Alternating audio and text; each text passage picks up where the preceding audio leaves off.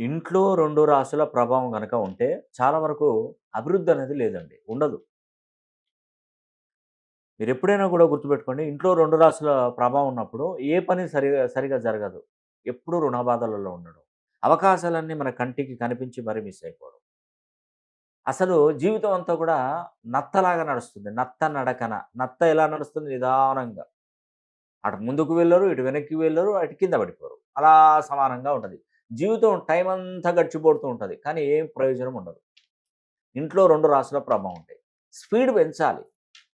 Speed పెంచాలంటే పేరులో ఉన్నటువంటి సంఖ్యాబలాన్ని సరి చేసుకోవాలి. ఈ 2 రాసుల ప్రభావం ఉన్నప్పుడు దానికి సంబంధించినటువంటి పరిహారం చెప్తాను. అది ఏ రాసులు? తులారాశిలో ఉన్నారా? మిథున రాశిలో ఉన్నారా? కర్కాటక రాశిలో ఉన్నారా? వృశ్చిక రాశిలో ఇద్దరు 2 రాశులు ఉన్నారా?